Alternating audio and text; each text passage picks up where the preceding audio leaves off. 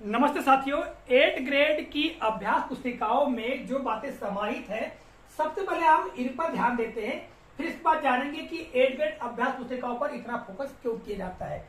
तो सबसे पहला बिंदु है कि 8 ग्रेड जो अभ्यास पुस्तिकाएं हैं, ठीक है, उन्हें पाठ्य पुस्तकों से मैप कर दिया गया है। अर्थात जो विद्यार्थियों की पाठ्य पुस्तकें हैं, उनमें जो पाठ दिए गए हैं, पाठ में दी गई जो जानकारी है, उसके आधार पर ही जानकारी वहां से उठाई गई है, उसे तैयार किया गया है। यानी पूर्ण रूप से 8 ग्रेड जो अभ्यास पुस्तिकाएं है वो पाठ्य पुस्तकों पर ही आधारित हैं।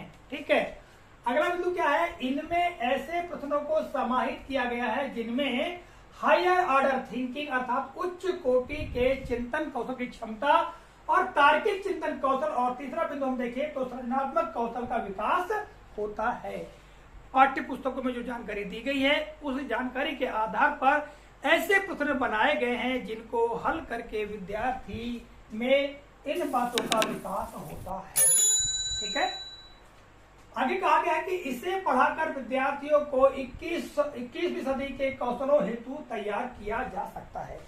अर्थात 8 ग्रेड अभ्यास पुस्तिकाओं में जो प्रश्न दिए गए हैं, यदि उन प्रश्नों को हल कराया जाए, जो प्रोजेक्ट वर्क दिए गए उन्हें हल कराया जाए, तो निश्चित तौर से विद्यार्थियों में 21वीं सदी के लिए जो निर्धारित कौशल है वो कौशल उनमें आ सकते हैं।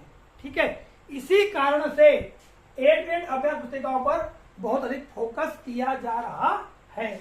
आगे हम देखें तो 8 ग्रेड अभ्यास पुस्तिकाओं में दिए गए प्रोजेक्ट कार्यों को विद्यार्थियों को हल कराकर प्रति माह प्राप्त कर उनके रचनात्मक कौशल का आकलन करते हुए उनकी त्रुटियों से अवगत कराए ताकि अपेक्षित परिणाम प्राप्त हो सके। देखिए, 8 ग्रेड अभ्यास पुस्तिकाओं में विद्यार्थियों के लिए प्रोजेक्ट वर्क भी दिए गए हैं। प्रोजेक्ट वर्क को विद्यार्थियों से हल कराएं अर्थात उन्हें हल करने को दें, और जब वो हल करके लाए तो उनकी जांच करें, और जहां कहीं गलती करते हैं, त्रुटि करते हैं, तो त्रुटियों से अवगत कराएं, जिससे कि विद्यार्थियों के अंदर सृजनात्मक अर्थात रचनात्मक कौशल का विकास हो सके। तो ये सारी बातें जैसे कि अभी हमने पढ़ा और यहाँ पर देखा, तो इसी कारण से 8 ग्रेड की अभ्यास पुस्तिकाओं पर इतना अधिक फोकस किया जा रहा है। और साथियों, यह जो जानकारी है, यह जानकारी 30 मई 2024 के राज्य शिक्षा केंद्र के पत्र में एक जो बिंदु दिया गया, बिंदु क्रमांक 5, इसमें वर्णित किया गया है, जिसको कि विशेष तौर से इस वीडियो के माध्यम से मैंने आप तक प्रेषित किया है। आशा करता हूँ जानकारी उपयोगी और महत्वपूर्ण लगी होगी। तो मिलेंगे अगले कालखंड में, तब तक के लिए जय हिंद।